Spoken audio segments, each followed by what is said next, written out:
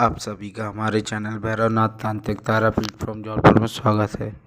आज मैं आपको बताने जा रहा हूँ साधना ज्ञान यानी साधना से जुड़ी कुछ महत्वपूर्ण जानकारी। आपको कुछ भी साधना सिद्धि क्रिया कर्म यानी आप जो भी करते हैं तो आप सबसे पहले अपने आप को समझो, ज्ञान जानो कि मैं यानी खुद क्या साधना करने के लायक हूँ और क्या चीज़ प्राप्त कर सकता हूँ। ऐसा नहीं कि कोई ना कुछ बोला और हमने मन मुँह उठा के वो चीज़ कर ली। ऐसा आपको गलती नहीं करनी है।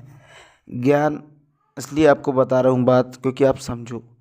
मैं यानी खुद में अंदर आपको झांकना है, अपने आप को समझना है कि मैं क्या कर सकता हूँ, मेरी कैपेसिटी कितनी है, मैं किस देवी देवता प्रेत योनि यक्षिणी अप्सरा वीर गंधर्व यानी किस चीज़ की साधना करने लायक हूँ।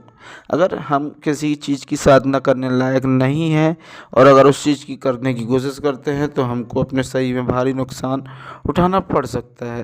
क्योंकि क्या होता है कि अगर हम साधना करते तो हैं लेकिन शक्ति प्राप्त नहीं होती है। एक बार, दो बार, 10 बार भी करते हैं तो शक्ति प्राप्त नहीं होती। क्यों? उसका कारण होता है पहला अधूरा ज्ञान, दूसरा गुरु ना होना, तीसरा हमारा शरीर और हमारे ग्रह नक्षत्र किसी और चीज़ की देवी देवता बोलते हैं साधना करने को और हम किसी और चीज़ की करते हैं। इसलिए पहले खुद को जानो, समझो कि मैं क्या चीज़ की साधना कर सकता हूँ, क्या शक्ति प्राप्त कर सकता हूँ, क्या मैं 10 महाविद्या प्राप्त कर सकता हूँ, कि कोई देवी की आराधना कर सकता हूँ, कि कोई 64 योगिनी की, भैरव की, प्रेत की, जिन की, जिन्नात की, अप्सरा की, मंजा की। यानी जे हमारे ऊपर है कि हम किस प्रकार की साधना करना चाहते हैं। क्योंकि सबसे शुरू में होता है घर के देवी देवता। अगर आप अपने घर के देवी देवता को मना के चलते हैं, उनको लेके चलते हैं, उनको मानते हैं, उनको आज्ञा करते हैं तो आपको साधना करने में समझने में ज़्यादा परेशानी दिक्कत नहीं जाएगी। क्योंकि इंसान की हर किसी के भाग्य की किस्मत अलग रहती है। ज़रूरी नहीं है कि हम जो चाहें हमको वही मिले। जैसा आप करोगे वैसा पाओगे। इसलिए पहले समझो, जानो कि मैं किस प्रकार की साधना करने लायक हूँ और क्या साधना कर सकता हूँ। जब हम समझ जाएंगे, जान जाएंगे तो हम उस प्रकार की साधना कर पाएंगे। और सबसे पहले अपने आप जानने के बाद अपने शरीर को उस लायक बनाना है कि हम उतनी देर बैठ के जब कर सकें। अपना समय सब निश्चित करना है ना। आपको हर चीज़ का एक टाइम टेबल बनाना पड़ेगा ना, कि ऐसा नहीं होता ना कि जब मन हो तब आप कुछ भी कर लो। ज्ञान पूरा रखो, जानकारी पूरी लो। गुरु है तो उनसे भी जानकारी पूरी लो। बिना गुरु की आज्ञा से कोई साधना ना करो। समझो, जानो, गहराई से उतरो। क्योंकि हर एक मंत्र का कुछ न कुछ गहरा असर रहता है। हर मंत्र में कुछ न कुछ शक्ति छिपी है। हर देवी देवता, हर कोई यानी जितने होते हैं 64 कोटि देवी देवता, हर किसी के पास अपनी अपनी शक्ति है।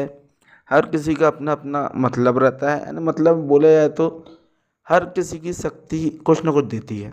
हर किसी की शक्ति का अलग कार्य रहता है। सभी शक्ति एक कार्य नहीं करती। सभी शक्ति के कार्य, काम करने के तरीके, नियम, विधि विधान अलग होते हैं। साधना तामसिक भी होती है, सात्विक भी होती है।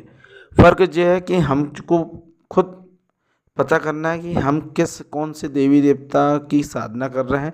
तामसिक है कि सात्विक है, घर में करना है कि बाहर करना है, गृहस्थ इंसान कर सकता है कि नहीं कर सकता। ना ऐसी बहुत सी जानकारी है जो आपको खुद ढूंढनी पड़ेगी, समझना पड़ेगा, जानना पड़ेगा। गुरु है तो गुरु के मार्गदर्शन लें। अपने आप को, मन को टटोलें, जितना हो सके दिमाग को स्थिर करें। क्योंकि हम अपने आप को जितना स्थिर करेंगे उतना अपने आप को पहचानेंगे। जितना आप स्थिर करते होगे, खुद को मंथन करोगे, मतलब खुद की गहराई को समझना है मुझको कि मेरे पास क्या है, मैं क्या करने योग्य हूँ, क्या कर सकता हूँ, क्या नहीं कर सकता हूँ। इस प्रकार से हमारे ऊपर है कि हम क्या साधना कर सकते हैं, क्या नहीं। तामसिक है कि सात्विक है, गृहस्थ जीवन इसके पास कैसा रहेगा। यानी आपको साधना सिद्धि कुछ भी कर रहे हैं बहुत सोच समझ के करना है। अगर आप गृहस्थ जीवन में भी जाना चाहते हैं तो उसके लिए भी सोच समझ के साधना करें। कुछ साधना ऐसी होती हैं जिसके बाद आप शादी गृहस्थ जीवन में नहीं रह सकते। इसलिए समझो, जानो, पहचानो। कहते हैं ना, गुरु बनाओ जान का, पानी पियो छान कर। इसलिए कहा गया है गुरु सक्षम है, जानकारी सही देगा तो शिष्य बहुत जल्दी सक्षम हो जाता है। अगर गुरु ही सही नहीं है तो इंसान आगे बढ़ेगा कैसे। और आजकल गुरु इतनी आसानी से नहीं मिलते हैं, पहला। और अगर आपको गुरु मिला है, आपका गुरु है, तो गुरु की इज्जत करें, चाहे वो कैसा भी गुरु हो। भक्ति भाव से उसकी भक्ति करें, उसके बीज मंत्र, उसकी रास्ता का सम्मान करें, उसका अनादर न करें। गुरु माँ, गुरु भाई, सबकी इज्जत दें, क्योंकि अगर हम किसी को इज्जत देंगे नहीं तो हमको इज्जत कैसे मिलेगी। सबसे पहले अपने आप को टटोलो, जानो, समझो। उसके बाद तंत्र लाइन, साधना लाइन, सिद्धि जो भी आपको करनी हो कर सकते हो, लेकिन पहले समझो, जानो, गहराई से उतरो। हर चीज़ का कुछ ना कुछ कारण और मतलब होता है। हर किसी के घर में इष्ट होते हैं, देवी देवता होते हैं। 90% लोग शादी करते हैं, 10% लोग शादी नहीं कर सकते। यानी जो मेरी सोच है, सब अपने अपने तरीके से सब कुछ बताते हैं। मैं आपको अपने तरीके से समझाने की कोशिश कर रहा हूँ। मैं आपको छोटा सा ज्ञान प्रदान कर रहा हूँ जिससे आप समझो, जानो कि साधना कहना आसान है कि मैं जो साधना करता हूँ, जो साधना कर लूँगा, लेकिन कहते हैं ना, हाथी पालना खरीदना आसान है, पालना नहीं। उसी प्रकार कर्म करना, लाना और पाना बहुत फ़र्क होता है।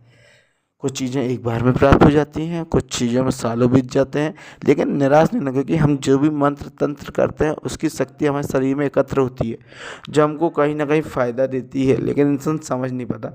इसलिए कहा गया है पहले घर अपने आप को समझो, घर के इष्ट को समझो, फिर इस लाइन में उतरो। क्योंकि समझोगे नहीं, जानोगे नहीं तो कैसे कुछ करोगे। जो भी जानकारी हो, जानकारी पूरी उठाओ, गुरु से जानो, पूछो। गुरु है ना, आपको एक एक चीज़ डिटेल में जाननी होगी। और सबसे अच्छी चीज़, अगर गुरु नहीं है परेशान मत हो, ये भोले बाबा को गुरु बनाकर आप रुद्राक्ष की माला लेकर, गौमुखी लेकर, मंत्र वाले माला को सिद्ध करके, फिर आप उस गौमुखी में डाल के, घर में देवी देवता हैं कुल के, उनको सरसों का दीपक लगा के ओम नमः शिवाय का जाप करें। जितना अधिक से अधिक हो सकें अपने आप को एकाग्र करें, जितनी देर बैठ सकते हैं। और टाइम का ध्यान दें, जो आप पहले दिन बैठेंगे वही आपको रोज़ बैठना है। जाप जितना हो सके करो, कोई जाप की सीमा नहीं है। धीरे धीरे आप बढ़ा सकते हैं जाप, लेकिन आप खुद को उनके प्रति समर्पण करो। यानी हमको उनके अलावा उस समय कोई तीसरा नहीं देखना चाहिए। मैं और मेरे घर के देवी देवता, उसके अलावा कोई नहीं, तीसरा भी नहीं। कोई कुछ बोल रहा है तो फ़र्क नहीं पड़ने, यानी अपने आप को इतना स्थिर करना पड़ेगा आपको। उसके लिए मेहनत लगेगी, समय लगेगा, धीरे धीरे आप सब कुछ कर लेंगे। इसलिए कहा गया है पहले समझो, जानो, फिर इस चीज़ में उतरो। आप सभी का हमारे चैनल भैरवनाथ तांत्रिक तारापीठ फ्रॉम जौलपुर में स्वागत है। आदेश आदेश आदेश। जय श्री महाकाल, जय माँ तारा।